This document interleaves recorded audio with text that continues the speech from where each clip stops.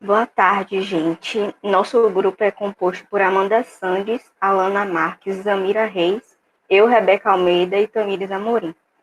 Nós ficamos com o vídeo cuja temática é EAN, raça, gênero e classe, e o que temos a ver com isso. E a gente elencou as 4 palestras do vídeo, e nós iremos tratar individualmente sobre cada uma delas e elencar algumas reflexões durante a apresentação. Bom, a primeira palestra foi a de Ruth Costa, né, que é professora da UFRJ de Macaé, e essa palestra ela tem como temática alimentação, nutrição e a pauta racial, um silêncio ensurdecedor. Essa palestra ela traz inúmeras questões sobre o racismo e sobre o mito da democracia racial, né, que vem com a perspectiva da constante negação sobre as questões raciais na nossa sociedade. Bom, eu vou começar resgatando alguns pontos levantados nessa palestra, e o primeiro deles é que, apesar da gente não viver legalmente no tempo da escravidão, o escravismo ele ainda permanece presente, né, nos dias atuais, porque a gente ainda está sob um regime de colonialidade do saber, do ser e do poder. Então, na verdade, o que nós vivemos é um mito da democracia racial que surge principalmente dessa perspectiva de que somos todos iguais, somos todos mestiços, e esse mito ele se organiza em 4 estruturas. A primeira delas é a dos heróis, que são basicamente os portugueses e depois sendo substituídos pela elite branca. O segundo são os inimigos, que são basicamente contra quem esses heróis irão lutar, e aí se parece, né, que essa luta é contra a ideia da desigualdade de raças, mas na verdade, né, o verdadeiro inimigo é o silenciamento do racismo. Tem um enredo, né, poxa, por que eles lutam? Será que é preciso lutar se somos todos iguais? E por fim, a gente tem a realidade, que é a existência do racismo associado justamente a uma visão negacionista dele. Então, entender, né, que esse discurso de que vivemos harmoniosamente em um paraíso racial, desfrutamos de oportunidades iguais e de que não existem interferências porque nós somos todos humanos e mestiços, na verdade, ele só serve para mascarar, né, uma denúncia em relação a essas desigualdades que marcam drasticamente todas as nossas experiências, do nascer, do viver, trabalhar, adoecer e morrer. E essa realidade, quando a gente traz para a perspectiva da população negra, ela é marcada por muitas desigualdades, né? Então, essa história da democracia racial, ela vem como um silenciador realmente de denúncias, e esse tem sido o modo que, infelizmente, o Brasil tem lidado com essas questões raciais, que são tão mais profundas. Então, quando o Ruth fala, né, da colonialidade do saber, por exemplo, nós podemos perceber que os discursos sobre alimentação, ele tem muito foco na nutrição e na saúde. E as outras dimensões, sejam elas culturais, políticas, raciais, e o próprio senso comum, né, acaba sendo silenciado. E esse silenciamento, ele se deve principalmente a essa hierarquia que existe, né, entre os conteúdos que são considerados científicos e os que não são. E essa hierarquia, ela é sustentada pelas ideias de neutralidade, de racionalidade, que são basicamente eurocêntricas e também são excludentes. Então, né, essa colonialidade ela é responsável tanto por desvalorizar como por destruir alguns saberes e modos de ser, de pensar e de viver, principalmente dos povos mais pobres e racializados, né, que fogem desse espelho eurocêntrico. Então, por isso que o incentivo, né, a uma educação decolonial é um passo muito importante, tanto para a humanização como para a libertação e também para a gente tentar superar essas estruturas opressoras. Então, o segundo tema da palestra é sobre as consequências do racismo e da eugenia na construção da sociedade brasileira. Ela é apresentada por Anderson Carvalho, que é professor na UNEB e mestrando em antropologia. Pode passar. Ele começa falando que o racismo ele não é uma expressão da sociedade que surge somente do senso comum e não tem amparo científico, pelo contrário. E que esse racismo, quando nós falamos, ele não se limita apenas às pessoas pretas, mas a todas as etnias invisibilizadas. A partir do século XIX, as emergentes correntes eugenistas, com uma forte influência da perspectiva biológica, elas vinham crescendo principalmente no pós-abolição, onde em países como o Brasil, a maioria da população era composta por ex-escravizados e seus descendentes. Então, criada por Francis Galton, a eugenia, que significa os bem-nascidos, foi baseada no darwinismo, onde Galton acreditava que a seleção natural ela também se aplicava para os humanos. Dessa forma, haviam características intelectuais que eram hereditárias. Dessa maneira, a eugenia surgiu como uma forma de controle social para melhorar e embranquecer as gerações futuras. E um dos grandes defensores da eugenia foi César de Lombroso, um criminólogo que afirmava que, a partir das características físicas dos indivíduos, era possível prever uma predisposição para o crime. E aí, à esquerda, nós temos um quadro que é chamado de A Redenção de Kant, de Modesto Brooks, que ele mostra uma senhora preta agradecendo pelo embranquecimento de seus descendentes. E esse quadro ele retrata a influência da eugenia no Brasil, que se acreditava que somente embranquecendo a população haveria uma perspectiva de melhora no país. E aqui à direita vocês conseguem ver um trecho do Boletim da Eugenia, que mostra como que o Brasil, como os mestiços eram vistos. Pode passar. No Brasil, a eugenia propriamente dita, ela teve início em 1917 com o movimento eugênico brasileiro, e esse movimento foi composto pela elite brasileira, políticos e intelectuais, principalmente os professores das primeiras faculdades de medicina do país, que eles buscavam incessantemente a padronização e a refutação da universidade brasileira.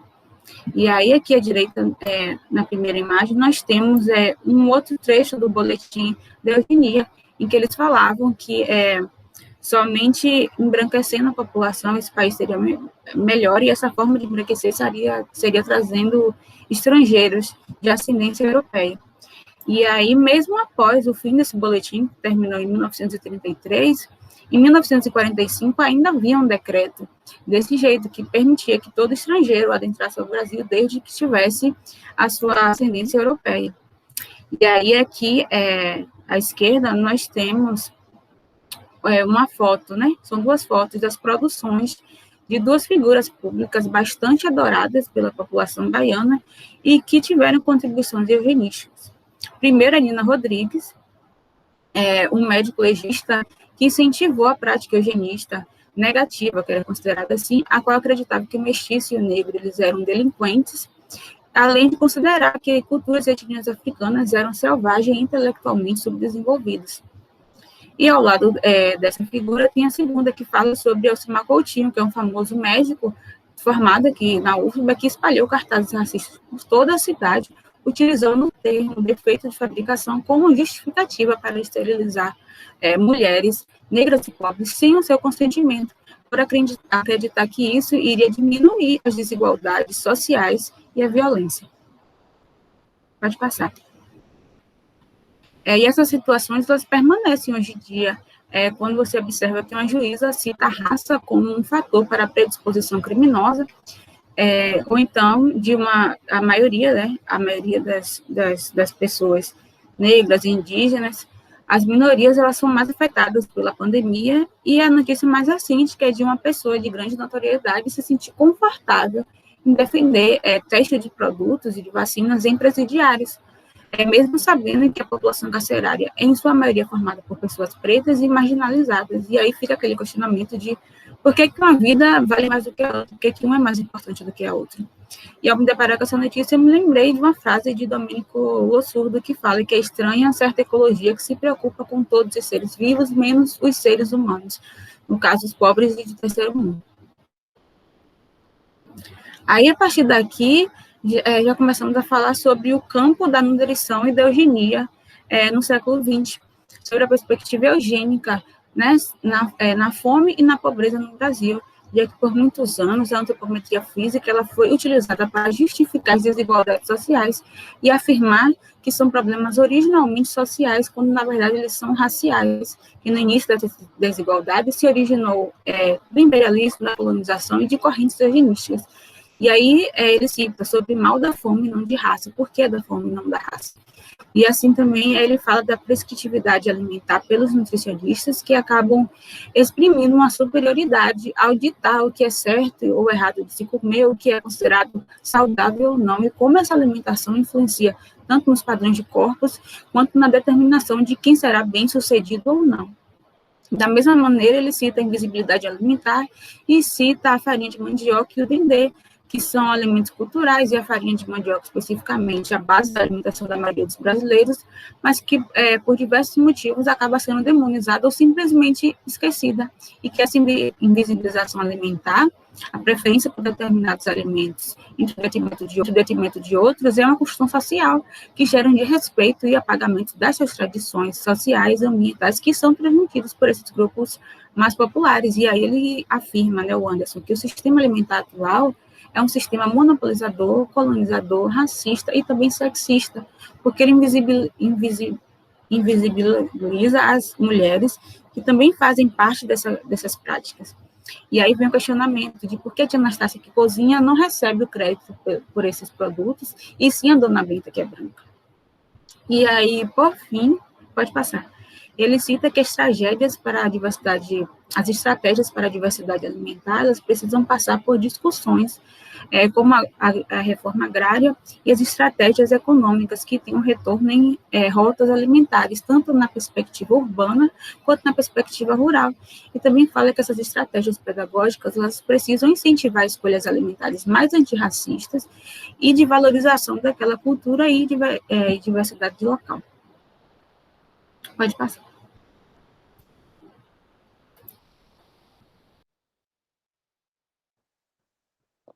Bom, agora eu vou falar um pouco sobre a terceira palestra, que foi realizada pela palestrante professora Vivian Honorato, que ela é professora da UFBA, do campus de Vitória da Conquista, e trouxe algumas reflexões sobre como o racismo ele interfere nos parâmetros da vida da população negra atualmente no Brasil. Bom, falando um pouco sobre a questão da desigualdade que a cor e a raça traz, principalmente sobre a escolaridade e o mercado de trabalho, eu trouxe alguns dados de uma pesquisa realizada pelo IBGE em 2018, que demonstra, na questão do analfabetismo, que os negros, os pardos e negros, eles possuem 3 vezes mais analfabetos do que os brancos, as pessoas de cor branca, nas duas faixas etárias avaliadas, que foi maiores do que 15 anos e maiores do que 60 anos. Pode passar. Aqui também tem alguns dados em relação à distribuição de negros e brancos no ensino superior, que mostra que a diferença houve um aumento da ocupação negra nos espaços das universidades, principalmente devido à questão do sistema de cotas, mas ainda há uma predominância de negros nas instituições privadas e de brancos nas instituições públicas. Já com relação ao mercado de trabalho, os negros ainda não são maioria, eles são minoria na questão de cargos mais altos, de cargos gerenciais, ocupando cerca de apenas 30% desses cargos em um país que é majoritariamente negro e pardo. Então, dá para notar essa diferença. E isso implica diretamente na questão de renda, onde os negros recebem cerca de metade, quase metade do rendimento de um branco no mesmo cargo que os dois ocupam. Pode passar. Bom, já com relação aos índices de violência, como essa questão da raça e da cor interfere? Na primeira imagem, traz um dado que é chocante, que dos homicídios que ocorrem no Brasil, cerca de 77% são com negros. Isso dá cerca de 82 jovens negros que perdem suas vidas por dia. E o Atlas da Violência, que é uma página do governo, do Senado, traz que um jovem negro ele tem cerca de 2,7 mais chances de morrer do que um jovem branco no Brasil. E essa diferença, essa desigualdade ela não tem diminuído. Tanto que nos últimos 10 anos, enquanto o percentual de assassinatos de pessoas brancas tendeu a diminuir, como pode ver aqui nessa linha de baixo, o percentual de mortes de pessoas de raça negra, ou cor preta, subiu, trazendo ainda mais desigualdade para esses dados. Pode clicar, por favor. E essa diferença também permanece com a questão do feminicídio, onde as mulheres negras, elas também têm mais chances de serem mortas. E aqui tem um dado um percentual dos casos que ocorrem de feminicídio, que 61% ocorre com pessoas negras. E da mesma forma que aconteceu com os homens, essa diferença também tem crescido. Enquanto os dados permanecem estáveis para brancas, os dados para negras continuam crescendo absurdamente. Pode passar. Com a questão da desigualdade de gênero na educação e no mercado de trabalho, esse primeiro gráfico, ele traz que os homens são um pouco... a população brasileira é composta mais por homens do que por mulheres. Porém, tem algumas diferenças. Pode clicar rapidinho.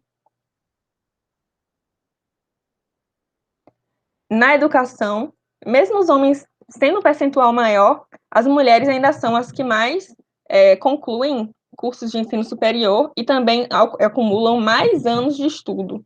E mesmo assim, elas ainda ganham salários menores e ocupam cargos menores do que os homens. E lembrando que essa questão da renda, ela é menor mesmo ocupando o mesmo cargo.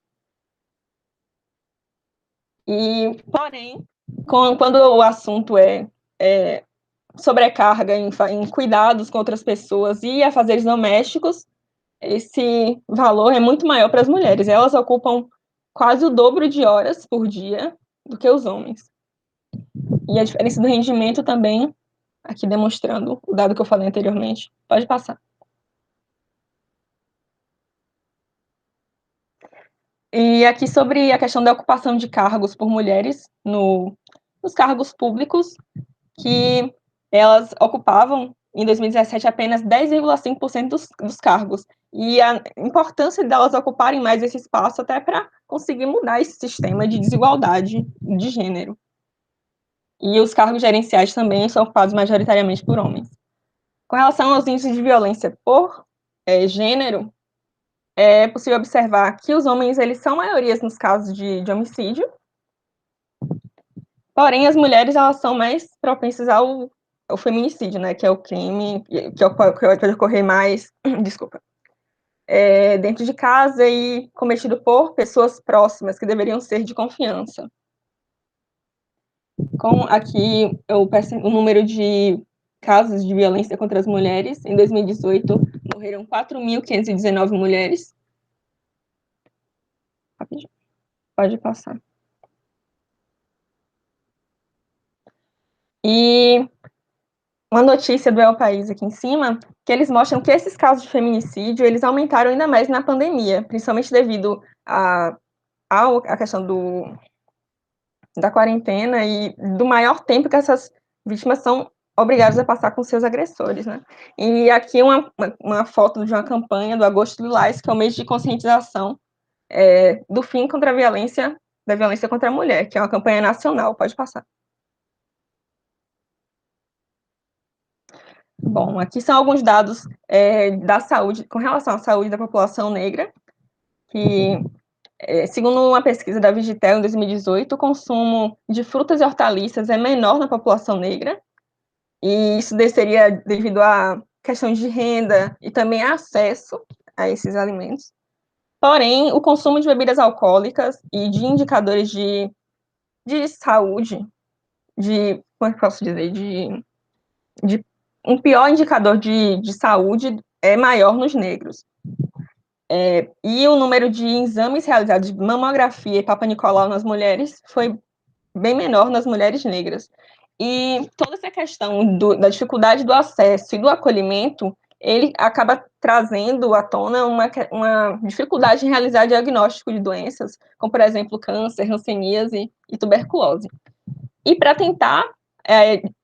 volta rapidinho. Para tentar diminuir ou acabar com essa desigualdade, a Organização Pan-Americana de Saúde, ela criou a Estratégia e Plano de Ação sobre Etnia e Saúde, que tinha como objetivo fazer ações, planejar ações que conseguissem tornar esse acesso à saúde de uma forma mais universal. Pode passar. Bom, a última palestrante do seminário foi a professora da UFRB, Denise Ribeiro. Ela tratou da temática, né, educação alimentar e nutricional dentro da perspectiva de gênero e raça. E durante a sua fala, ela levantou pontos importantíssimos. Pode passar. Dentre esses pontos, né, tem-se a perspectiva da nutrição eurocêntrica. Ela traz uma fala muito importante e chocante até que diz: tínhamos e temos ainda uma nutrição com os referenciais teóricos e bibliográficos vindo diretamente da Europa e caindo sobre nossas cabeças. E diante de tudo o que discutimos até aqui, né, pelas minhas colegas, a gente começa a perceber que, de fato, a nutrição que aprendemos na academia, ela é majoritariamente racista. Na verdade, o mundo ainda é muito racista, né? Quando a Amanda trouxe na sua fala sobre a hierarquia do que é ou não é científico, ela já introduziu a questão do racismo institucional. No seminário, Denise vai falar, né, sobre como esse racismo institucional, ele reflete uma visão de mundo e de um modelo de ciência que nega outras formas de conhecimento. E esse racismo institucional, ele vai se dar por diversas formas, né? Uma delas começa pelo próprio corpo docente da universidade. Trazendo aqui para a nossa realidade, a realidade da Universidade Federal da Bahia, a gente trouxe essa notícia, né, publicada no ano de 2018 pelo jornal A Tarde, que derivou de uma pesquisa acontecida dentro da própria universidade no ano de 2017, que apenas 2% do corpo docente da universidade são formados por negros. E não é porque a maioria é parda, mas sim branca. Aproximadamente 79,1% dos professores se declararam brancos. E o reflexo disso, né, se apresenta como um cenário racista, em que pouco se discute, pouco se debate sobre questões que envolvem a dimensão de gênero, de raça e dos aspectos culturais da alimentação desses povos tradicionais e subalternizados. E graças a Deus que estamos aqui, né? Linkando ainda com a questão da educação alimentar e nutricional, Denise trouxe, e eu também comungo, né, que a EAN é a ferramenta mais importante do profissional nutricionista, pois o nosso papel enquanto profissional de saúde é o papel de educador. E como prover ações de promoção, proteção e até de recuperação dentro da perspectiva de EAN, sem se apropriar sobre quem são a população com a qual vamos trabalhar, cuja maioria é não branca. Pode passar, por favor. E, como um conforto, né, ela vai trazer que a gente não está totalmente no zero. Sabe-se, né, que a realidade da população negra e indígena é majoritariamente de vulnerabilidades. Eles possuem os piores índices de escolaridade, como já foi trazido por minha colega anteriormente, ocupam os piores postos de trabalho e, como subsequência, tem uma série de direitos violados, né? A gente trouxe também essa súmula que foi publicada na RAIDS, uma revista da Fiocruz, no ano passado, em agosto do ano passado, e que ela traz que 10,3 milhões de brasileiros viviam em domicílio com algum grau de privação severa de alimentos em 2017 e 2018. E 6,7% tiveram algum grau de insegurança alimentar, e metade desses lares são chefiados por mulheres, né? E quando se fala em cor preta e região nordeste, esse cenário é ainda pior. Imagine agora, após instaurada a pandemia, né? E quando ela fala, né, que não estamos no zero, é porque a gente tem a política, né, para a população negra, a política para a população indígena e políticas também voltadas para a insegurança alimentar e nutricional, que porventura vem sendo violadas, né, como já foi falado semana passada sobre a questão do PNAE e tudo mais, mas o quanto é importante, né, a gente conhecer, estarmos alinhados com as características e vulnerabilidades dessa população a qual estamos fazendo EAN. Por favor, pode passar. Outro aspecto também que deve ser considerado, né, é a questão da prática alimentar e o quanto a gente e a prática alimentar e cultural, na verdade, né, dessas pessoas. Porque quando o profissional que trabalha com EAN, ele deve trabalhar na perspectiva da segurança alimentar e nutricional. E a segurança alimentar e nutricional também é preservar os aspectos da cultura. Denise vai trazer na sua fala o exemplo da população negra, né? E o quanto suas práticas alimentares são inferiorizadas e ignoradas, como já foi aqui trazida a questão da farinha de mandioca, a questão do azeite de dendê. A gente não prescreve, nunca foi orientado dentro da universidade a prescrever e até recriminado quando a gente prescreve, por exemplo, a farinha, e só em último caso, quando é muito hábito daquele paciente, né? Para além disso, também a gente tem a discussão, né, que já foi trazida por Isamira muito bem, sobre a questão da mulher negra na cozinha, ela ser invisibilizada, né, até nas histórias infantis. E essa posição inferior sempre se dá subnomes, né, a quiteira, a ama de leite, a cozinheira, e a Denise vai trazer que as baianas de acarajé, elas vão ressignificar esse espaço, né, a partir do seu desenvolvimento pela autonomia e tudo mais, mas o quanto esse cenário ele ainda é de muita resistência. E quando, né, outras formas de conhecimento são negadas, cria uma forma de resistência para com esses profissionais, né? Ah, eu não vou para o nutricionista não, porque ele vai tirar meu acarajé, tirar minha feijoada, tirar minha moqueca e passar a castanha do Pará, que é caríssima. Então, a gente precisa mesmo entender e o quanto o racismo ele impacta, né, na formação, na atuação e até na visibilidade desse profissional mais à frente de mercado. Durante o momento do debate, surgiram algumas questões que nós do grupo achamos que a gente precisava trazer para que a gente refletisse como futuros nutricionistas e educadores. Pode passar. A primeira pergunta é: como enfrentar a invisibilidade do racismo, sexismo e desigualdade social no processo de formação em nutrição? Essa pergunta foi enviada pelo chat. Então, a Vivian Honorato, da UFBA de Vitória, disse que não tinha como responder essa pergunta sem trazer outros questionamentos. Então, ela trouxe esse segundo questionamento: por que a culinária afro-brasileira não é discutida no curso de nutrição? Enquanto a gente estava preparando e organizando o seminário, a gente discutiu esse ponto, todas nós juntas, e percebemos que realmente, na nossa vivência da universidade, a gente aprendeu a fazer pizza, aprendeu a fazer pães, aprendeu a fazer macarrão, mas não aprendeu a fazer acarajé, não aprendeu a fazer abará e outros alimentos que fazem parte da cultura do nosso estado e da cultura africana. Outro questionamento também que ela trouxe é: por que a gente não pensa nas características que são próprias dos negros?